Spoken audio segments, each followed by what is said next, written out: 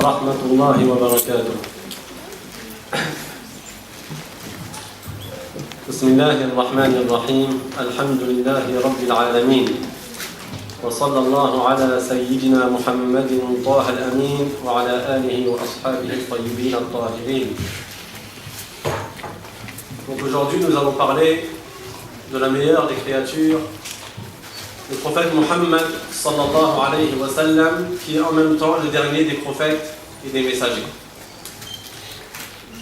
Pour comprendre le degré du prophète Muhammad sallallahu alayhi wa sallam et la place que le prophète Muhammad sallallahu alayhi wa sallam a dans le cœur des musulmans, il convient qu'on fasse un petit résumé du passé, c'est-à-dire de l'histoire qui a eu lieu avant la venue du prophète Muhammad sallallahu alayhi wa sallam.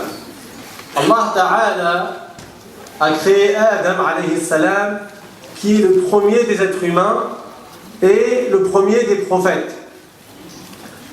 Adam a appelé à adorer Allah uniquement et à ne rien lui associer.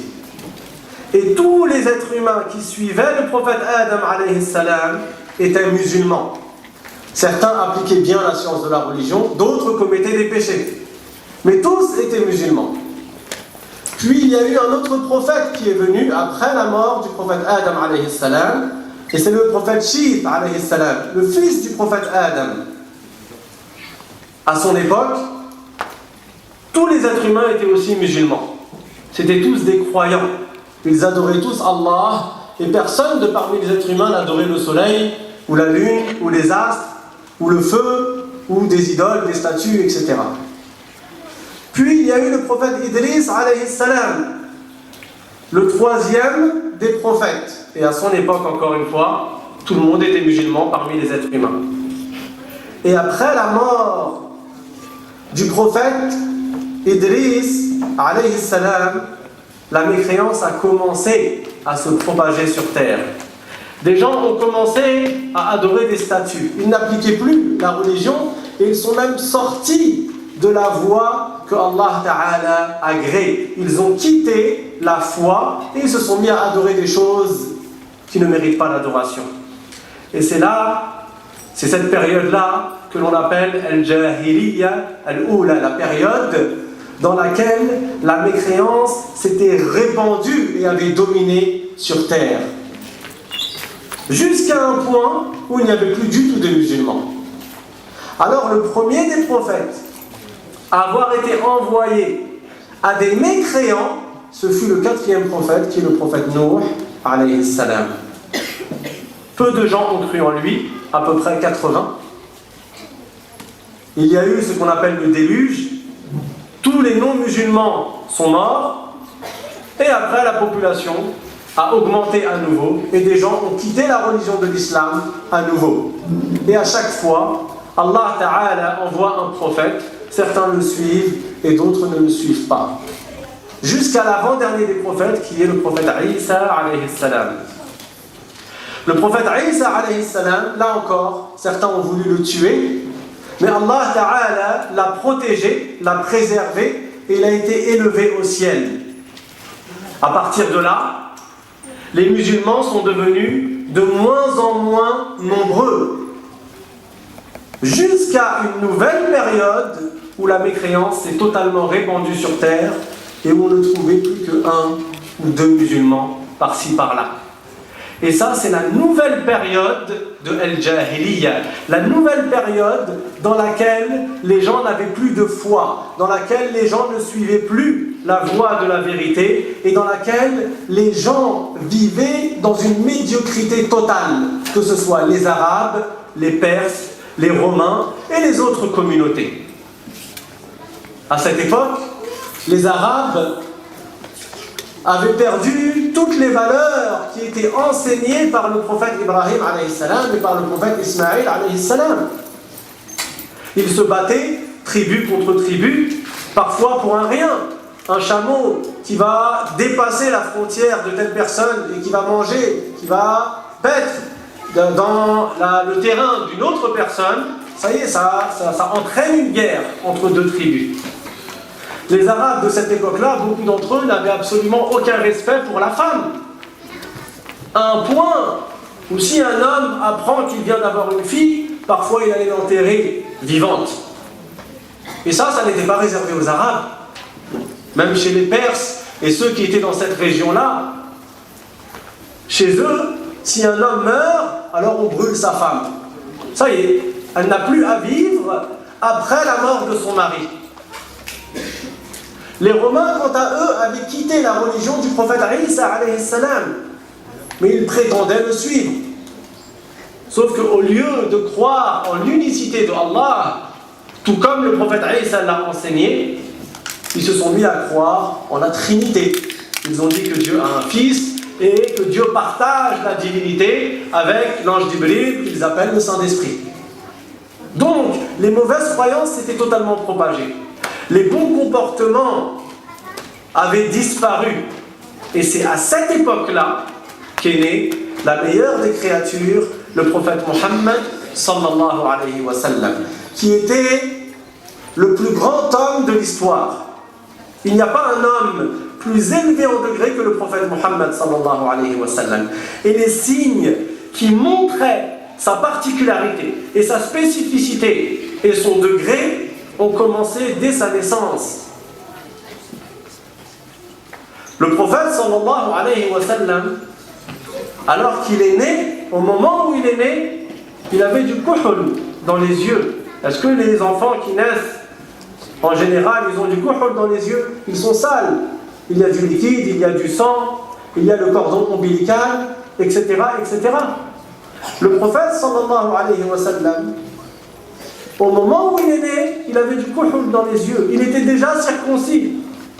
Le nombril était déjà fait. Le cordon ombilical était coupé. La mère du prophète Mohammed sallallahu alayhi wa sallam, qui s'appelle Amina, avant même de lui donner naissance, elle avait vu dans le rêve, elle avait entendu dans le rêve une voix qui lui dit: dans ton ventre, il y a le prophète de la fin des temps. Et le prophète sallallahu alayhi wa sallam est né. Il a été allaité par une femme qui s'appelle Halima. Et c'est celle qu'on appelle la mère de lait du prophète Mohammed sallallahu alayhi wa sallam. Halima, elle était partie à la Mecque avec d'autres femmes pour rechercher des enfants, pour pouvoir les allaiter et obtenir de l'argent des parents de ces enfants-là.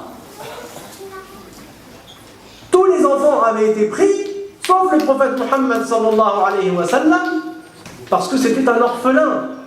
Son père était décédé. Et par conséquent, ces femmes n'espéraient pas obtenir beaucoup d'argent des parents de ce bébé alors que le père est décédé. Mais comme il n'y avait plus aucun enfant, alors Halima a pris le prophète Mohammed sallallahu alayhi wa sallam avec elle. Au moment où elle a pris le prophète alayhi wa sallam, et c'était un tout bébé, elle a vu énormément de baraka, elle a vu énormément de bienfaits, énormément de bénédictions qui lui sont arrivées alors qu'elle vivait dans une grande difficulté. Elle a vu que ces animaux devenaient de plus en plus gros, qu'ils donnaient de plus en plus de lait. Elle-même, alors qu'elle n'avait pas beaucoup de lait à donner à son propre fils, et en plus au prophète Mohammed sallallahu alayhi wa sallam, dès qu'elle a pris le prophète, elle s'est mise à avoir beaucoup de lait, etc., etc. Quand elle a vu toutes ces choses-là, qui sont des signes qui montrent que ce bébé était exceptionnel, lorsque le temps de l'allaitement était arrivé à sa fin, elle est partie voir Amina, la mère du prophète sallallahu alayhi wa sallam, et elle lui a demandé qu'elle la laisse garder le prophète sallallahu alayhi wa sallam avec elle. Alors Amina l'a laissé. Et elle s'occupait du prophète Mohammed sallallahu alayhi wa sallam, tout comme elle s'occupait de son propre fils, parce qu'elle avait vu qu'il y avait énormément de bien dans ce bébé. Il a commencé à grandir, jusqu'à l'âge de à peu près environ 3-4 ans. Et là, son frère de lait, le fils même de Halima, il court vers sa mère et lui dit: va voir mon frère, le Qurashi, c'est-à-dire Mohammed sallallahu alayhi wa sallam, il lui est arrivé quelque chose. il y a deux hommes qui sont venus et qui lui ont ouvert la poitrine. Halima a eu peur. Elle est partie voir le prophète Mohammed sallallahu alayhi wa sallam. Il était encore il était petit. Et il s'était avéré en réalité que Jibril et Mikaïl sont venus à lui. Ils lui ont ouvert la poitrine et ils ont lavé son cœur avec de l'eau. Puis ils ont refermé sa poitrine. Après cet événement, Halima a eu peur qu'il lui soit arrivé quelque chose. Alors, elle est partie le rendre à Amina. Amina a compris qu'il y avait quelque chose, puisqu'elle voulait garder le bébé à Halima. Donc, elle lui a dit qu'est-ce qui s'est passé. Alors, Halima lui a raconté. Et Amina lui a dit, moi je n'ai pas peur pour mon bébé. J'ai vu des signes au moment de sa naissance qui montrent que mon bébé est préservé. Et elle a raconté certaines choses qui ont eu lieu lors de la grossesse de Amina et lors de l'accouchement. Le prophète sallallahu alayhi wa sallam a donc grandi à la Mecque, cette ville honorée dans laquelle il y a la Kaaba. Certains savants ont dit que la Kaaba, le premier à l'avoir construite, c'était le prophète Adam alayhi salam. Lorsqu'il avait à peu près 10-12 ans, son père était mort, son grand-père était décédé, et celui qui s'occupait de lui, c'était son oncle, le frère de son père, son oncle qui s'appelle Abu Talib. Un jour, il a pris le prophète Mohammed sallallahu alayhi wa sallam avec lui, et avec un groupe d'Arabes de la Mecque, de la tribu de Quraysh, et ils sont partis en direction de la région de Hacham, là où il y a le Liban, la Syrie, la Jordanie et la Palestine. Lorsqu'ils étaient en chemin, il y avait sur le chemin un moine chrétien qui était tout seul, qui vivait seul à cet endroit-là et qui faisait ses adorations. Il a vu les Arabes qui venaient, mais il a vu quelque chose de particulier. Parce que le prophète Mohammed sallallahu alayhi wa sallam, depuis qu'il était enfant, lorsqu'il marchait, il y avait un nuage qui le couvrait et qui le protégeait du soleil. Alors, ce chrétien, qui à l'origine n'aime pas les Arabes, les chrétiens prétendaient adorer Dieu, mais ils n'aimaient pas ceux qui adoraient les idoles et les statues et qui adoraient plusieurs choses qu'ils construisaient. Donc ils n'aimaient pas les Arabes qui construisaient des statues et qui les adoraient.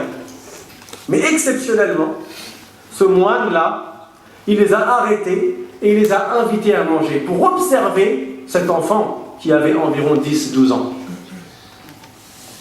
Alors il les a invités à manger, et quand les Arabes se sont reposés sous un arbre, et que le prophète sallallahu alayhi wa sallam était à côté, le rahib, le chrétien, il a vu les branches de l'arbre qui se sont déplacées pour couvrir le prophète Mohammed sallallahu alayhi wa sallam et le protéger du soleil.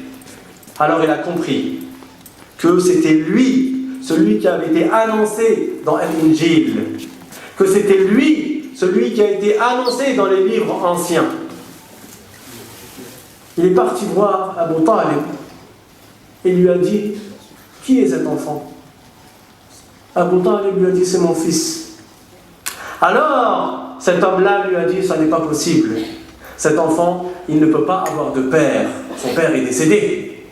Parce qu'il a été parvenu dans les livres anciens que le prophète Mohammed sallallahu alayhi wa sallam, le dernier des prophètes, allait être orphelin. Alors Abu Talib lui a dit, oui, mais je suis comme son père, en réalité je suis son oncle. Et cet homme lui a dit, retourne à la Mecque et ne pars pas dans la région de Hacham avec cet enfant. Parce que si certaines personnes le reconnaissent, tout comme moi je l'ai reconnu, alors ils vont vouloir lui faire du mal.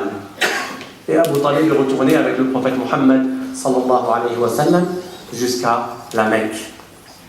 Puis le prophète a grandi et régulièrement il lui est arrivé dans son quotidien des choses qui n'arrivent pas aux autres enfants.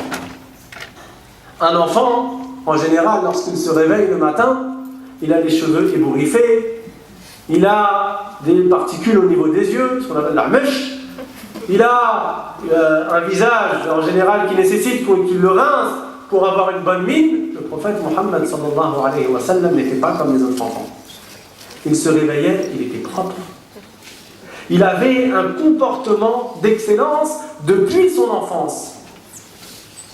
Lorsqu'il a atteint l'âge de 25 ans, Khadija, qui était une femme noble et riche, elle a demandé à ce que le prophète Mohammed sallallahu alayhi wa sallam aille jusqu'à la région de Hacham pour faire du commerce pour elle. Et le prophète sallallahu alayhi wa sallam a accepté.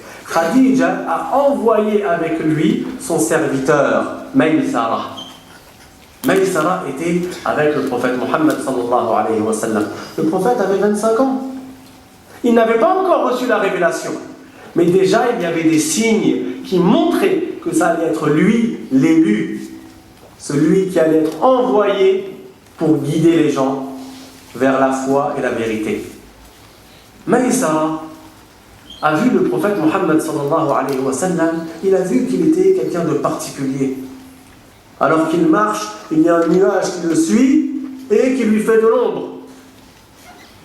Ils sont arrivés à un endroit, le prophète sallallahu alayhi wa sallam se pose sous un arbre. Alors un homme le voit, il va voir Maysara et il lui dit « Qui est cette personne ?» Maysara lui répond « Pourquoi tu veux savoir ?» Alors cet homme a dit « Parce qu'il n'y a pas une personne qui se pose sous cet arbre sans qu'il ne soit prophète. » Puis ils vont faire le commerce dans la région de Hacham. Et le prophète sallallahu alayhi wa sallam a un différend avec le commerçant qui est en face de lui. Alors cet homme-là, sachant que Muhammad alayhi salatu wa sallam vient de la Mecque et que les habitants de la Mecque adorent les statues, et lorsqu'ils jurent, ils disent Wallat wal Uzza, c'est-à-dire je jure par Allah et Al-Uzza, les idoles qu'ils adoraient. Alors cet homme dit au prophète alayhi salatu wa sallam, alors jure par Allah et Al-Uzza. Et le prophète a dit, je n'ai jamais juré par ces choses-là et je ne jurerai jamais. Maysara voit toutes ces choses-là qui sont particulières. Et lorsqu'ils reviennent, ils racontent tout à Khadija. Alors Khadija a envoyé quelqu'un demander au prophète sallallahu alayhi wa sallam de l'épouser. Et le prophète sallallahu alayhi wa sallam a accepté. Il a donc épousé Khadija. Elle avait 40 ans, il en avait 25. Puis le prophète sallallahu alayhi wa sallam a encore grandi jusqu'à avoir atteint l'âge de 40 ans. Il n'adorait jamais les statues, il ne jurait jamais par les statues, mais il avait la foi depuis sa naissance, comme tous les autres prophètes, depuis Adam alayhi salam jusqu'à lui, Muhammad alayhi salam. Il allait s'isoler dans une grotte qui s'appelle la grotte de Hira, et là-bas il adorait Allah Ta'ala, il méditait sur la création. Jusqu'à un jour, à l'âge de 40 ans, où l'ange Jibril alayhi salam vient à lui et lui informe qu'il est l'envoyé de Dieu et lui transmet la révélation. Le prophète sallallahu alayhi wa sallam a alors un choc émotionnel, non pas parce qu'il doute de l'ange Jibril, le prophète s'attendait à cela. Toute sa vie, il a eu des choses particulières. Lorsqu'il marchait, des arbres, des pierres lui disent Assalamu alayka ya Rasulallah. Des pierres qui lui passent le salam, des arbres qui lui passent le salam. Alors qu'il était enfant, et les enfants, ils jouaient parfois avec des pierres. Et le prophète sallallahu alayhi wa sallam allait jouer avec eux. Il était tout petit. Les enfants, lorsqu'ils récupéraient les pierres, ils les mettaient sur leur izar. L'izar, c'est un vêtement qu'on accroche au niveau du nombril, au niveau du ventre, et qui couvre la partie inférieure du corps. Donc les enfants, ils soulevaient ce izar et ils mettaient dessus les pierres pour aller jouer avec les pierres avec les autres enfants. Mais lorsqu'ils soulèvent l'habit, qu'est-ce qu'ils avaient en dessous? Rien. Donc ils découvraient leur sexe. Mais c'était des petits. Le prophète Muhammad sallallahu alayhi wa sallam, alors qu'il était petit, au moment où il s'apprêtait à faire cela, il a reçu un coup et il lui a été dit « Ne fais pas cela, toi tu n'es pas comme les autres enfants ». Donc depuis qu'il est petit, il s'attend à ce qu'il va y avoir quelque chose. Depuis qu'il est petit, sa mère elle a vu des choses, son grand-père a vu des choses de lui, son oncle a vu des choses de lui, et lui-même, évidemment, qu'il a vu des choses dans son quotidien qui étaient différentes de ce qui arrivait à tous les enfants.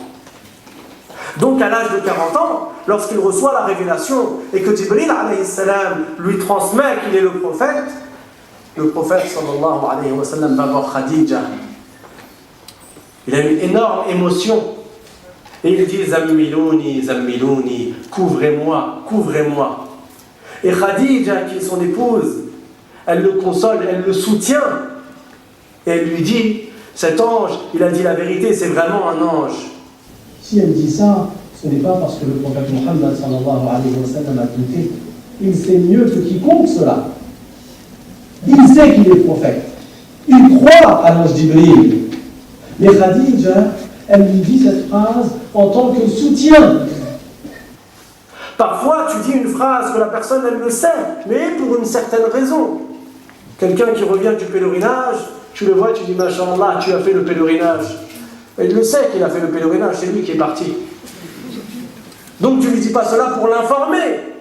Mais, pour certaines raisons, parfois tu dis à la personne ce qui lui est arrivé. Alors Khadija, en guise de soutien, elle lui dit que l'ange dit la vérité. Mais le prophète ne doutait pas de cela. Et il n'est pas permis de croire que le prophète aurait douté à ce moment-là.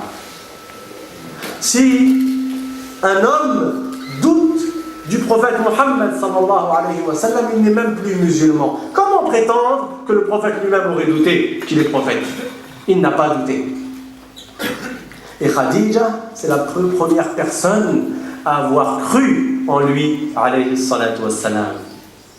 C'est la première personne à avoir cru en le prophète Mohammed sallallahu alayhi wa sallam. Le prophète a alors appelé à l'islam les gens. Mais peu des Qurayshites qui faisaient partie de sa tribu ont cru en lui dans les débuts. C'était des gens qui étaient pauvres, des gens qui étaient faibles, mais la plupart des dignitaires, des nobles de la tribu de Quraysh, ils l'ont combattu. Et ils lui ont fait beaucoup de mal. Mais le prophète sallallahu alayhi wa sallam avait les meilleures des qualités. C'était le meilleur des hommes.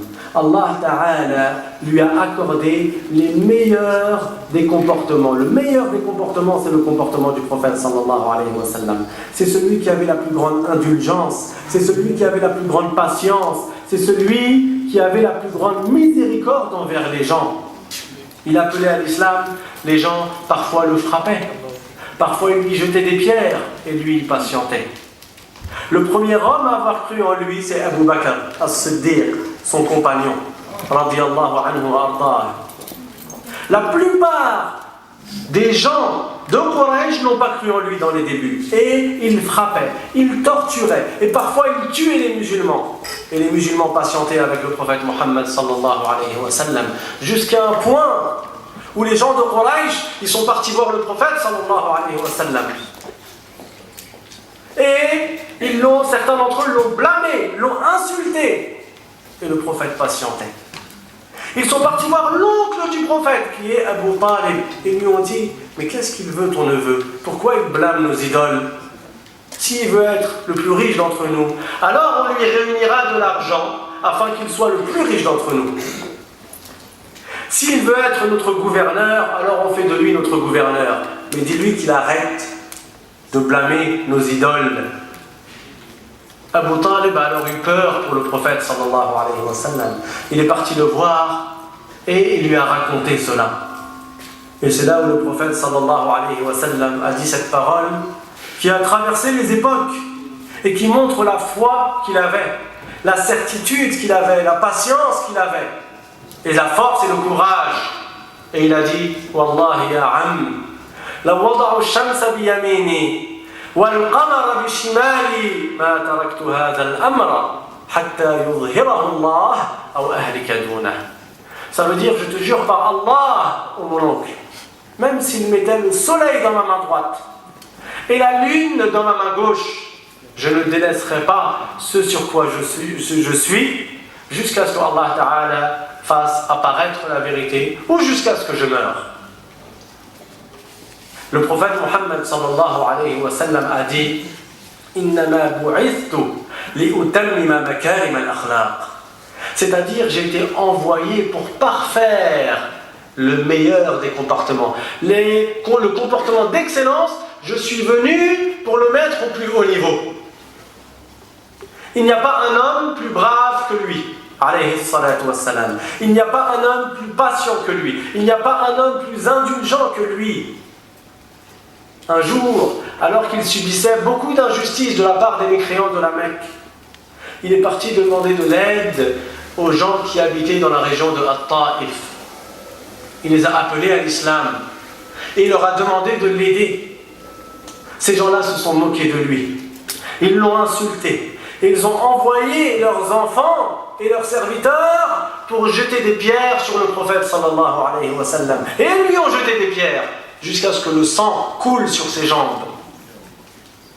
Alors, l'ange qui est chargé des montagnes est venu au prophète sallallahu alayhi wa sallam et lui a dit Law shi'ta la'atbaqtu alayhim al-akhshabayn. Ça veut dire si tu veux, si tu me le demandes, je ferme les deux montagnes sur cette tribu-là, sur cette population. Ça veut dire je plaque une montagne contre une autre et ils sont tous anéantis. Ces gens-là ont fait du mal au prophète sallallahu alayhi wa sallam. Qu'est-ce que le prophète a répondu? Il a répondu non. J'espère que dans leur descendance, il y ait des gens qui disent la ilaha illallah. Et cela montre à quel point le prophète sallallahu alayhi wa sallam avait de la miséricorde pour les gens. Le prophète sallallahu alayhi wa sallam était le plus patient des gens, depuis Adam alayhi salam jusqu'au jour du jugement. Allah Ta'ala dit dans le Coran Wasbir kama sabara ulul azm, c'est-à-dire est patiente comme les meilleurs des prophètes ont patienté. Ulul azm, ce sont les meilleurs des prophètes. Muhammad alayhi salatu wassalam, Ibrahim, Moussa, Isa et Nuh alayhi salam. Le meilleur d'entre eux, c'est lui alayhi salatu wassalam. Il a supporté les difficultés, il a supporté les injustices des mécréants et il espérait encore et encore que ces gens-là soient guidés.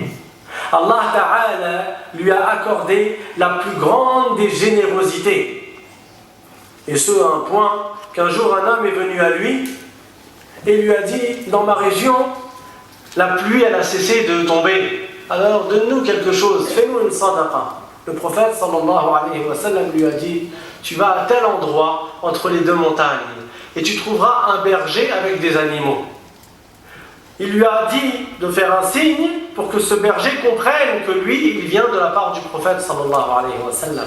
Il lui a dit, et tu lui dis qu'il te donne tous les animaux et tu les prends avec toi. Alors cet homme, il s'est dit, peut-être il y a 20 moutons, un veau, un chameau, quelque chose comme ça. Il est parti à cet endroit. Il a vu que entre les deux montagnes, la vallée elle était pleine d'animaux. Les animaux ils remplissaient ce qu'il y avait entre les deux montagnes. Il est parti voir sa tribu et il leur a dit entrez en islam, c'est réellement le messager de Allah. Il a dit que le prophète sallallahu alayhi wa sallam, il donne comme s'il ne craignait jamais de tomber dans la pauvreté. Ça se voit que c'est le prophète sallallahu alayhi wa sallam. Le prophète sallallahu alayhi wa sallam, il avait énormément de baraka en lui, beaucoup de bien, comme on a dit avant de recevoir la révélation, mais même après avoir reçu la révélation, beaucoup de choses extraordinaires, ce qu'on appelle les mu'jiza, des miracles. Ce sont des phénomènes qui sont surnaturels, qui sont extraordinaires et qui arrivent à tous les prophètes et qui montrent que les prophètes sont sur la vérité. Lorsqu'il dit je suis prophète, qu'est-ce qui prouve qu'il est prophète? Ces miracles que Allah leur accorde. Le prophète Muhammad sallallahu alayhi wa sallam est le prophète qui a eu le plus de miracles. Il a eu entre 1000 et 3000 miracles comme les savants ont dit.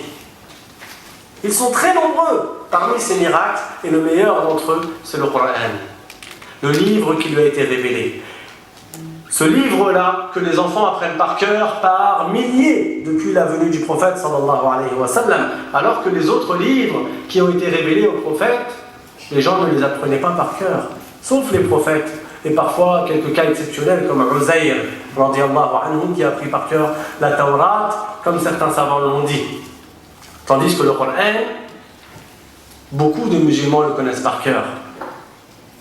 C'est le miracle le plus fort et le plus étonnant et le meilleur qui soit arrivé au prophète alayhi salatu wassalam. Et c'est un défi pour les mécréants. Aucun mécréant n'a pu et aucun mécréant ne pourra faire, ne serait-ce que comme un verset du Coran. Ne serait-ce qu'égaler un verset du Coran, ça n'est pas possible. Allah Ta'ala dit dans le Coran فَإِن لَمْ تَفْعَلُوا وَلَنْ تَفْعَلُوا. C'est-à-dire, et si vous n'arrivez pas à faire comme le Coran ou à égaler même une partie du Coran, et de toute manière vous n'y arriverez pas. Parmi les miracles du prophète sallallahu alayhi wa sallam, une fois il était à la mosquée et un compagnon du prophète l'a vu, il a senti que c'est comme s'il avait faim. Alors il a invité à manger. Il a invité le prophète sallallahu alayhi wa sallam à manger. Le prophète, il pense à ses compagnons qui sont pauvres, qui dorment dans la mosquée, qui n'ont presque rien à manger. Alors que lui est invité pour manger, il ramène beaucoup de compagnons avec lui. Le compagnon qui l'a invité, il dit à sa femme, Umm Salama, on n'a pas assez pour tous ces gens-là qui sont venus. Mais le prophète sallallahu alayhi wa sallam, il leur a dit, mettez, posez ce que vous avez.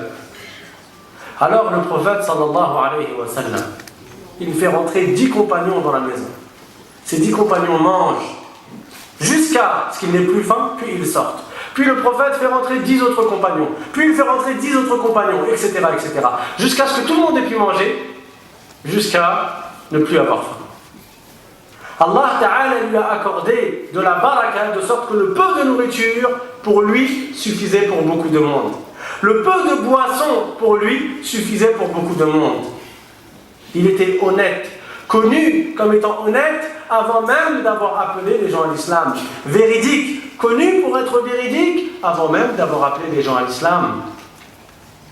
C'est pour cela que lorsqu'il a réuni sa famille, il leur a dit, si je vous disais que derrière la montagne, il y a une armée qui va venir vous combattre et vous exterminer, est-ce que vous allez me croire? Ils ont répondu oui. Pourtant, c'est quelque chose qui n'est pas habituel.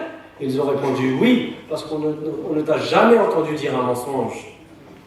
Et c'est là où le prophète sallallahu alayhi wa sallam les a avertis d'un châtiment intense s'ils ne croyaient pas en Allah subhanahu wa ta'ala et s'ils ne cessaient pas d'adorer les idoles. Il est véridique, il était connu sous le nom de Al-Amin, ça veut dire l'honnête. Le prophète sallallahu alayhi wa sallam, un jour, il a dit à une personne, veux-tu que je t'indique un bien? Cet homme lui a dit oui. C'était un bédouin, quelqu'un qui vivait pas dans la ville mais à la campagne. Le prophète sallallahu alayhi wa sallam lui a dit, témoigne qu'il n'y a pas d'autre Dieu que Allah et que je suis le messager de Allah. Entre en islam. Cet homme lui a répondu, et qui me prouve que tu es vraiment le messager de Allah? Qui témoigne de cela? Alors le prophète sallallahu alayhi wa sallam lui dit, cet arbre-là. Et il appelle l'arbre. Un arbre. L'arbre traverse la vallée et vient jusqu'au prophète sallallahu alayhi wa sallam. Et le prophète lui demande, Man ana, qui suis-je? Et l'arbre répond, Anta Rasulullah, tu es le messager de Allah. Ces signes-là étaient nombreux. Et malgré cela, il y a des gens qui n'ont pas voulu et qui n'ont pas accepté de croire au prophète Mohammed sallallahu alayhi wa sallam. Et parmi les plus connus des miracles qui lui sont arrivés, il y a ce qui est arrivé dans la mosquée du prophète Mohammed sallallahu alayhi wa sallam. La mosquée du prophète sallallahu alayhi wa sallam, il y avait une partie qui était couverte, qui avait un toit. Et il y avait une autre partie qui n'avait pas de toit. Et dans la mosquée, il y avait un tronc d'arbre, un tronc de palmier qui était sec. Le prophète sallallahu alayhi wa sallam, lorsqu'il faisait ses discours, il posait sa main dessus. Une femme est venue et elle lui a dit, moi mon fils il est menuisier, si tu veux on te construit un mimbar pour que tu te poses sur le mimbar lorsque tu veux faire tes discours. Le prophète alayhi salatu wa sallam a accepté. Alors ils lui ont fait le mimbar. Et le prophète sallallahu alayhi wa sallam est monté sur le minbar et il a commencé son discours. Donc il a laissé l'arbre, le tronc d'arbre, le tronc de palmier. Alors tous les compagnons du prophète, tous ceux qui étaient dans la mosquée, ils ont commencé à entendre ce tronc d'arbre qui s'est mis à pleurer. Pleurer comme un bébé. Il pleurait fort, comme un bébé qui demande sa mère. Jusqu'à ce que le prophète sallallahu alayhi wa sallam soit descendu et qu'il l'a pris dans ses bras. Alors, le tronc d'arbre s'est mis à arrêter de pleurer petit à petit, comme un bébé arrête de pleurer petit à petit. Tous les compagnons du prophète se sont mis à pleurer. Si un arbre qui est inerte, il pleure par languissement du messager d'Allah sallallahu alayhi wa sallam, que dire des musulmans? C'est pour cela que l'imam al-Shafi'i, radiyallahu anhu, il a dit ما آتى الله نبيا معجزة إلا وأعطى محمدا مثلها أو أعظم منها. C'est-à-dire que Allah n'a pas accordé à un prophète un miracle sans qu'il n'ait accordé au prophète Muhammad sallallahu alayhi wa sallam pareil ou mieux. Quelqu'un a dit à l'imam al-Shafi'i, parce qu'il y avait des savants qui ont assisté à cette parole qui a été dite par l'imam al-Shafi'i. Quelqu'un lui a demandé, il lui a dit, mais n'est-ce pas que Isa alayhi salam, Allah lui a accordé comme miracle de ressusciter les morts? Alors l'imam al-Shafi'i a répondu, et le prophète Muhammad sallallahu alayhi wa sallam, il lui a été accordé le gémissement du tronc d'arbre. Et ça c'est encore plus étonnant. Parce qu'un mort qui est ressuscité, c'est un être humain qui avait la vie et qui retrouve la vie. Donc oui, c'est surnaturel, oui, c'est extraordinaire. C'est pas naturel de voir cela, c'est pas habituel. Mais c'est quelque chose qu'il avait à l'origine, la vie. Alors qu'un tronc d'arbre qui est sec, il n'a jamais vécu. Et Allah Ta'ala lui a accordé de pleurer et de gémir. Donc tous ces signes ont fait que les compagnons du prophète sallallahu alayhi wa sallam sont devenus de plus en plus nombreux. En plus du comportement d'excellence du prophète Muhammad sallallahu alayhi wa sallam. Un homme un jour est venu à lui, alors que le prophète était allongé, il a pointé son épée sur lui. Il lui a dit, Man yamna'uka minni? Ça dit, il voulait tuer le messager d'Allah sallallahu alayhi wa sallam, qui était allongé sous un arbre. Il a dit, qui peut te protéger de moi? Et le prophète sallallahu alayhi wa sallam, tellement il avait la foi qui était forte, et ce qu'on appelle le tawakkul ala Allah, c'est-à-dire qu'il se fiait totalement à Allah. Il a répondu, Allah, qui peut te protéger de moi? Qui peut me protéger de toi? Allah. À ce moment-là, l'épée est tombée de sa main. Le prophète sallallahu alayhi wa sallam l'a ramassé. Et il l'a pointé sur lui, et il lui a dit, et toi maintenant, qui peut te protéger de moi? Alors cet homme lui a répondu, Kul khayra akhir, c'est-à-dire sois le meilleur d'entre nous deux, sois le meilleur de ceux qui ont pris l'épée. Et le prophète sallallahu alayhi wa sallam lui a dit pas. Il ne s'est pas vengé. Le prophète sallallahu alayhi wa sallam ne se vengeait jamais pour lui-même, pour une chose de la dunya. Il ne se mettait pas en colère pour une chose qui concernait la dunya. Il était complètement détaché de la dunya. Tout ce qu'il avait, beaucoup de fois, il le donnait. Allah lui a accordé sa suffisance. Allah Ta'ala dit dans le Coran, وَوَجَدَكَ عَائِلًا فَأَغْنَى. Allah lui a accordé sa suffisance, mais le prophète y donnait. Et c'est pour cela que Aïcha radiyallahu anha, elle a dit que parfois 1 mois s'écoulait, 2 mois s'écoulaient, et dans la maison du prophète sallallahu alayhi wa sallam, il n'y avait pas un plat qui était cuisiné avec le feu. Alors on lui a dit, mais qu'est-ce que vous mangiez? Elle a répondu, al-aswadan, les dattes et l'eau. Certains savants ont dit les dattes et le lait pendant 1 mois, pendant 2 mois. Une fois, un compagnon est sorti, tellement il avait faim. Il a vu le prophète sallallahu alayhi wa sallam. Tellement le compagnon avait faim, il s'était attaché une pierre sur le ventre pour que le ventre arrête de gargouiller. Il a rencontré le prophète sallallahu alayhi wa sallam. Le messager d'Allah avait 2 pierres qui étaient attachées sur le ventre. Tellement le prophète sallallahu alayhi wa sallam avait faim. Une fois, Abu Bakr et Omar sont sortis en pleine nuit et ils ont rencontré le prophète sallallahu alayhi wa sallam. Le prophète leur demande, pourquoi vous êtes sortis à cette heure-ci? Qu'est-ce qui vous a fait sortir? Ils ont répondu, la faim au messager d'Allah. Le prophète sallallahu alayhi wa sallam leur a répondu, ce qui m'a fait sortir, c'est la même chose que ce qui vous a fait sortir. À chaque fois, il avait quelque chose, il le donnait. Même ce qu'il avait sur lui. Jamais le prophète disait non. Jamais. Tu lui demandes quelque chose, il te donne. Une fois, une femme a donné un habit au messager d'Allah, sallallahu alayhi wa sallam. Le prophète en avait besoin. Alors, c'est une bourda. Le prophète l'a utilisé comme un izar. La bourda, c'est comme une cape que tu mets sur les épaules. Le prophète en avait besoin, il l'a utilisé pour couvrir la partie basse de son corps. Il est sorti dehors avec les compagnons du prophète alayhi salatu wassalam. Et là, un homme lui dit, donne-le-moi au messager d'Allah. Le prophète est en train de le porter. Il lui répond oui. Et il va chez lui pour l'enlever et il lui envoie. Même ce qu'il portait sur lui, les compagnons, lorsqu'ils ont vu cela, ça les a affectés. Alors ils ont reproché à cette personne-là et lui ont dit, tu sais très bien que le prophète sallallahu alayhi wa sallam, si on lui demande, il donne. Alors pourquoi tu lui demandes alors qu'il le porte? Il a dit, Wallah, je ne lui ai pas demandé pour le porter. Je lui ai demandé pour qu'il soit mon linceul lorsque je vais mourir. Les compagnons du prophète sallallahu alayhi wa sallam, tellement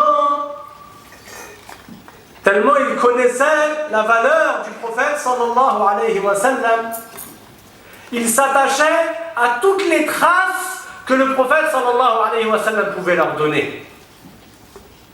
Une fois, il y allait avoir une négociation entre les musulmans qui voulaient aller à la Mecque faire la Umrah et les mécréants de Quraysh qui ont refusé que les musulmans entrent à la Mecque. Les musulmans vivaient à Médine à cette époque.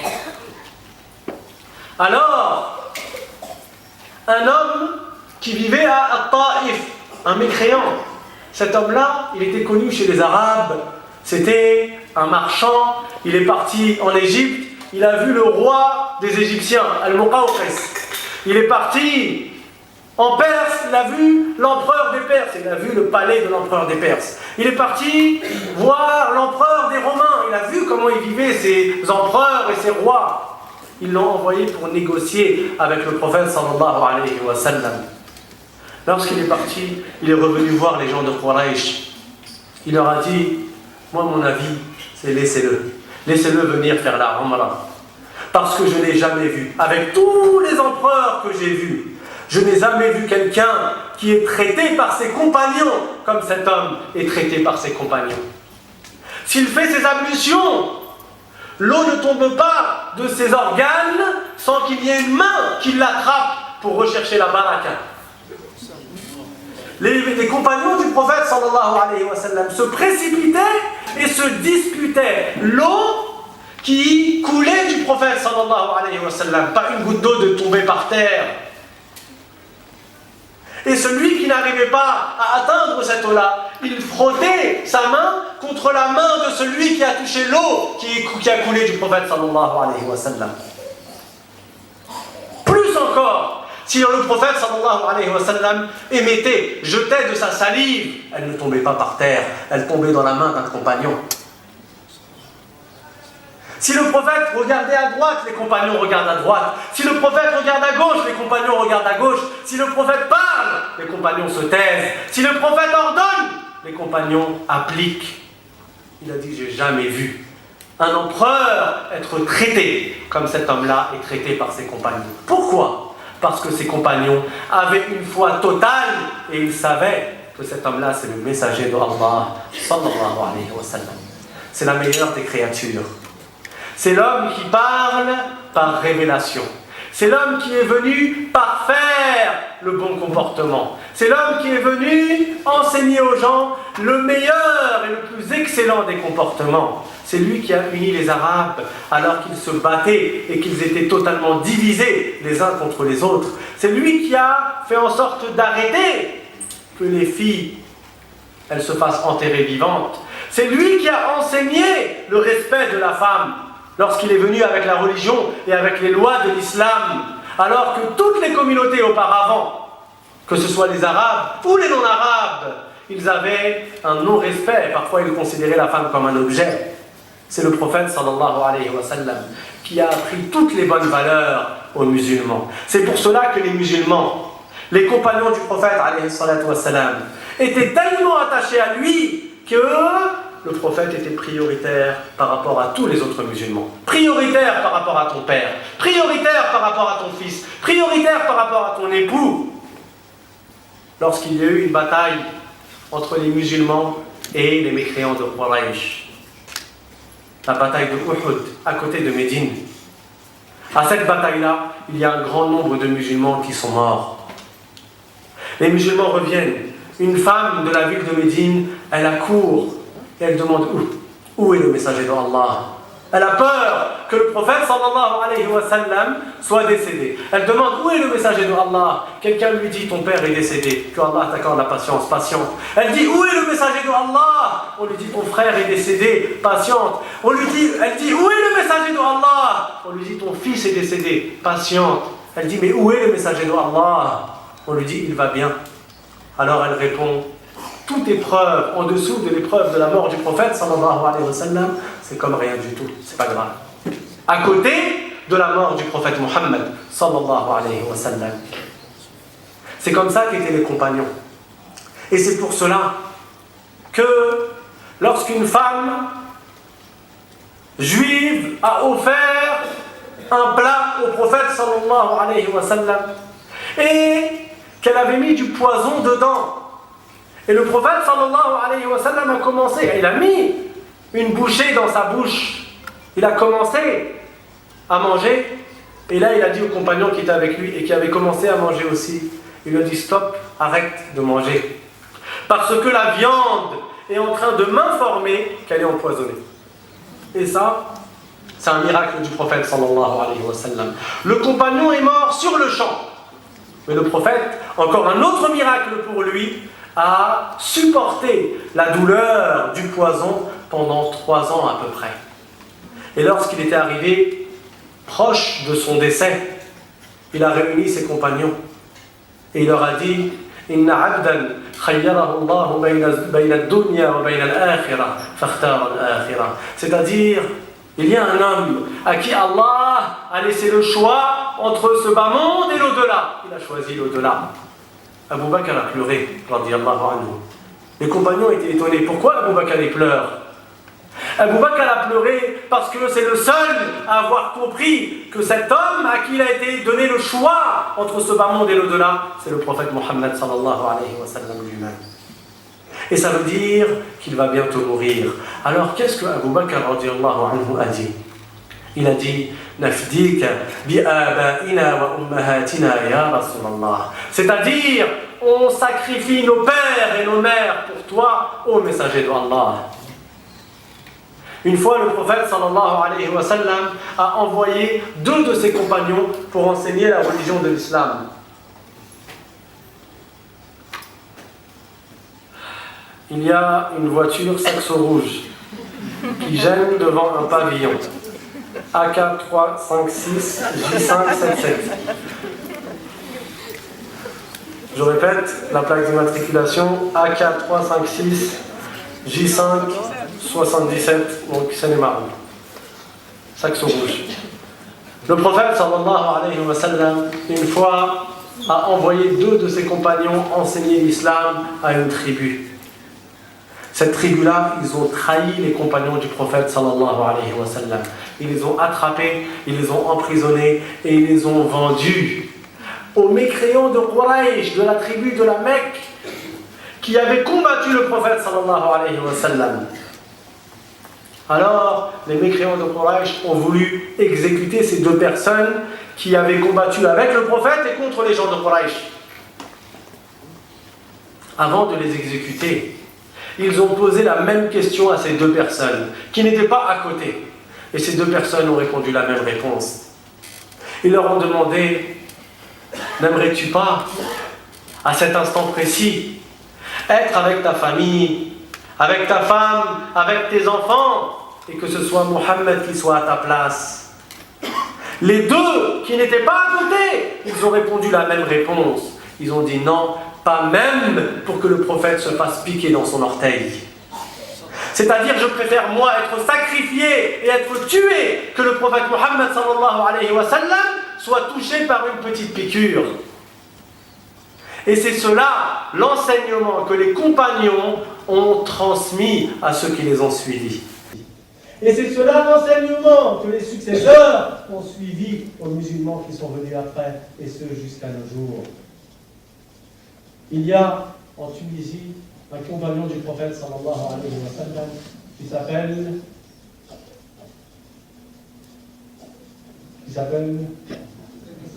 Abu Zum'a al-Balawi. Il est enterré à Qayrawan. Ce compagnon, il a voyagé pour propager la religion de l'islam. Il est décédé dans la voie que Allah Ta'ala a agréée.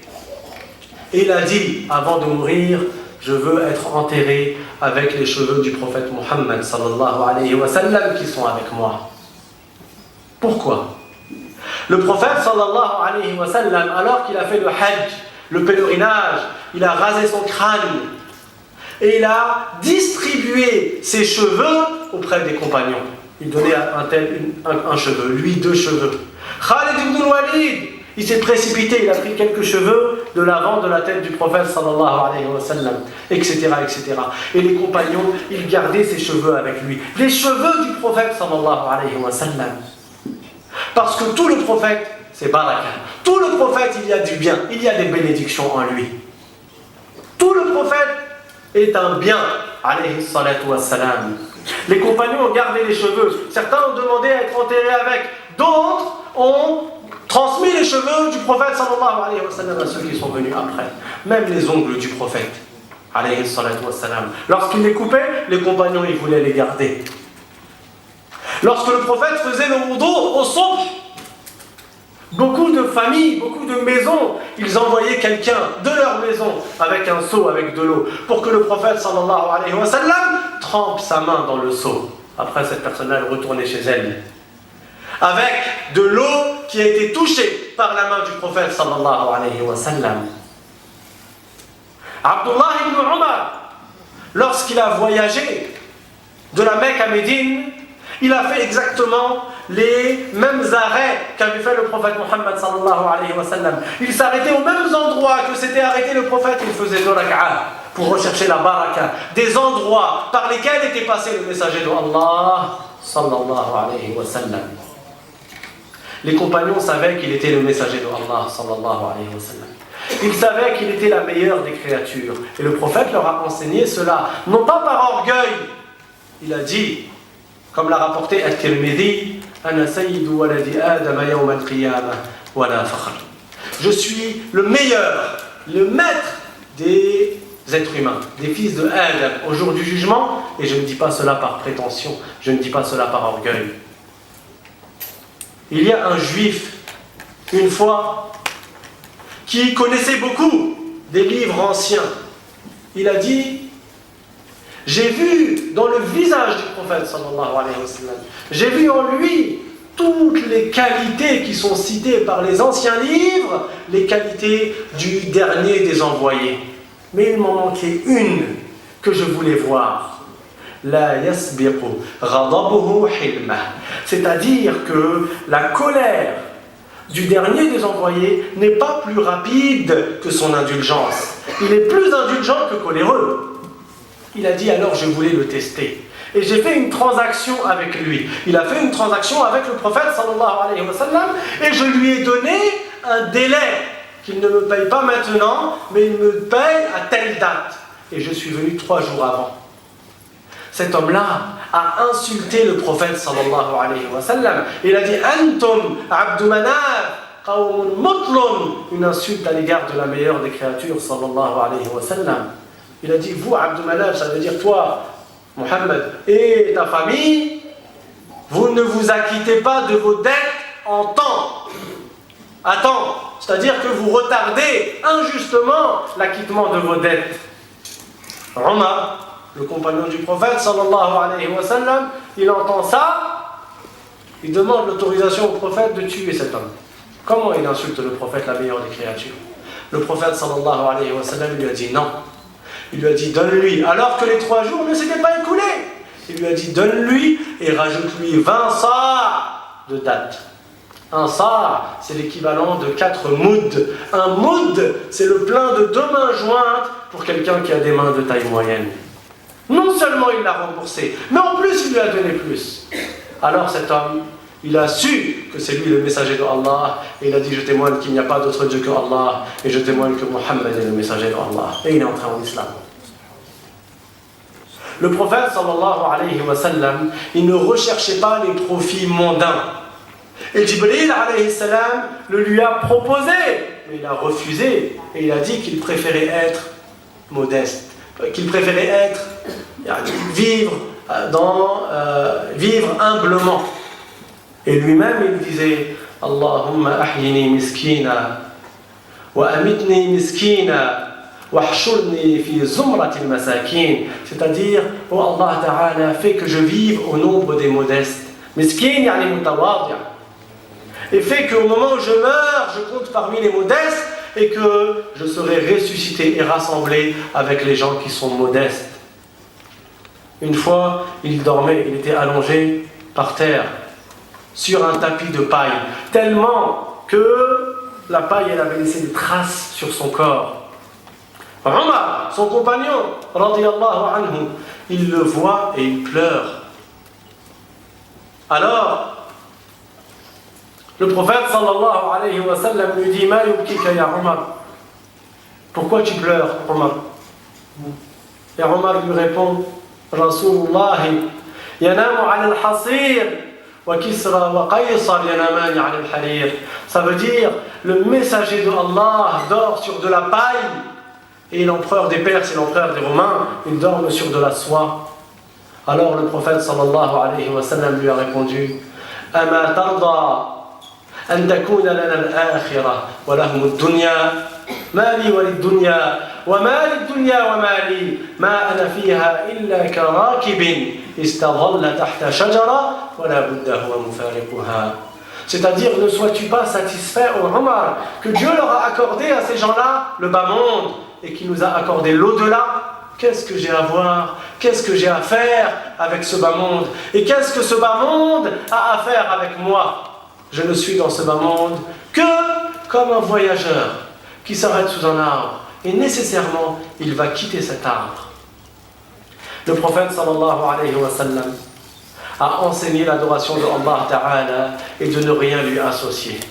Il a uni les gens sur les bons comportements, makarim al-akhlaq, l'indulgence, la bienfaisance envers les parents, la bienfaisance envers l'époux et envers l'épouse, l'éducation des enfants, la patience, la générosité, tout cela le prophète sallallahu alayhi wa sallam l'a enseigné et tout cela le prophète sallallahu alayhi wa sallam l'a appliqué. Lorsqu'il disait de faire une chose, c'était lui le premier à la faire. Il dit d'adorer Allah, c'est lui qui a adoré le plus. Il dit d'être généreux, c'était lui le plus généreux. Il dit d'être patient, c'était lui le plus patient, etc., etc. Et la plus grande épreuve qui est arrivé aux compagnons du prophète sallallahu alayhi wa sallam, ça a été le décès du prophète Mohammed alayhi salatu wa salam, la meilleure des créatures, le meilleur des hommes, celui qui les a guidés. Ils étaient dans une obscurité totale, ils étaient dans une ignorance totale, dans la jahiliya, ils étaient dans la mécréance, ils adoraient les statues. Et le prophète sallallahu alayhi wa sallam leur a enseigné le chemin qui mène au paradis, la voie qui mène à la félicité éternelle. Alors, lorsqu'il est tombé très malade, et lui-même a dit « Je continue à ressentir les effets du poison ». Il est tombé malade à un point qu'il n'était même plus capable de faire la prière devant les gens. Alors il a dit « Mourou Aba Bakrin falyusalli bin nas » Dites à Abu Bakr, le meilleur de ses compagnons, et celui qui allait devenir calife après, le premier calife. Dites-lui qu'il fasse la prière. Aïcha, qui était l'épouse du prophète sallallahu alayhi wa sallam, et qui était la fille de notre maître Abu Bakr, que Allah l'agrée. Elle lui a dit, mais Abu Bakr il a le cœur qui est tendre, c'est-à-dire qu'il pleure vite dans la prière et il ne va pas faire entendre aux gens la récitation du Coran. Le prophète a quand même dit, dites à Abu Bakr qu'il fasse lui-même. Le prophète, il s'évanouissait tellement il était malade. C'était lui qui a eu le plus d'épreuves et celui qui a patienté le plus. Le prophète alayhi salatu wassalam a dit « Ashaddu an-nasi bala'an al-anbiya, thumma al-amsal fal-amsal » Ça veut dire ceux qui sont le plus éprouvés parmi les gens, ce sont les prophètes. Puis ceux qui les suivent, puis ceux qui les suivent, etc. Le prophète sallallahu alayhi wa sallam s'évanouissait. Lorsqu'il se réveillait, il demandait il demandait de l'eau pour pouvoir faire ses ablutions et faire la prière. Mais après, il se réévanouissait, et ainsi de suite. Jusqu'à ce que, alors qu'il était dans les bras de Aïcha, son épouse, et c'était chez Aïcha radiyallahu anha, il est décédé. Et Aïcha, elle n'avait jamais vu un mort de ses propres yeux. Alors, lorsqu'on lui a demandé qu'est-il arrivé au prophète sallallahu alayhi wa sallam, elle a répondu, il s'est évanoui. Et lorsque Abu Bakr radiyallahu anhu est arrivé, il a vu le prophète sallallahu alayhi wa sallam et le prophète était décédé. Omar radiyallahu anhu, lorsqu'il a entendu que le prophète est mort, sur le coup il n'a pas cru. Il n'a pas cru. Il s'attendait à ce que le prophète allait mourir après les compagnons. Alors, il disait à celui qui prétendait que le prophète est mort, arrête, ne mens pas. Et il disait à celui qui dit que le prophète est mort, je le tue. Jusqu'à ce que Abu Bakr radiyallahu anhu, qui était réellement celui des compagnons du prophète qui avait la plus grande foi, celui qui aimait le plus le prophète, et celui que le prophète aimait le plus. Oui, il avait le cœur tendre, mais il était très fort. Il est sorti. Et là, il a dit aux gens, Man kana ya'budu Muhammadan, fa inna Muhammadan qad mat, wa man kana ya'budu Allah, fa inna Allah hayyun la yamut. C'est-à-dire celui qui adorait Muhammad est décédé. Mais celui qui adore Allah, Allah est vivant et il ne meurt pas. Et c'est là où Omar radiyallahu anhu a réalisé que réellement le prophète Muhammad sallallahu alayhi wa sallam est décédé. Les compagnons, lorsqu'ils ont appris cette nouvelle, certains d'entre eux ne pouvaient plus marcher. C'était une épreuve plus grande que la perte de leurs proches. Parce que le prophète sallallahu alayhi wa sallam, on l'aime plus que nos parents et on l'aime plus que nos enfants.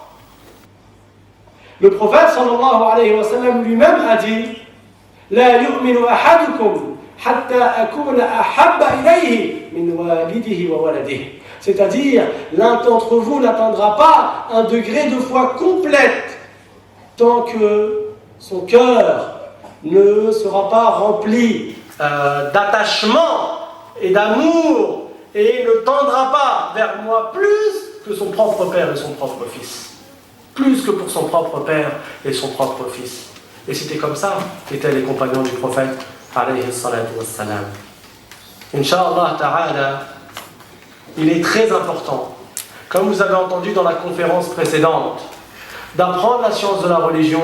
Il est très important aussi d'apprendre la vie du prophète Muhammad sallallahu alayhi wa sallam, les qualités du prophète Muhammad sallallahu alayhi wa sallam, le courage, la patience, l'indulgence, le courage, la patience, l'indulgence et tous les autres bons comportements tels que la générosité du prophète sallallahu alayhi wa sallam, et ce, afin que nos cœurs soient encore plus attachés à lui, et ainsi on appliquera encore plus ce que le prophète sallallahu alayhi wa sallam nous a ordonné, et on aura encore plus de motivation et d'ardeur pour éviter ce que le prophète sallallahu alayhi wa sallam nous a interdit. Et Allah Ta'ala dit dans le Coran قُلْ إِن كُنْتُمْ تُحِبُّونَ اللَّهَ فَاتَّبِعُونِي يُحْبِبْكُمُ اللَّهُ. C'est-à-dire, dit, si vous aimez Allah, alors suivez-moi. Donc suivez le prophète Muhammad sallallahu alayhi wa sallam et vous serez agréés par Allah. Walhamdulillahi rabbil alamin. Wa sallallahu ala sayyidina Muhammadin taha al-amin. وعلى آله وأصحابه الطيبين الطاهرين سبحان ربك رب العزة عما يصفون وسلام على المرسلين والحمد لله رب العالمين وبارك الله فيكم.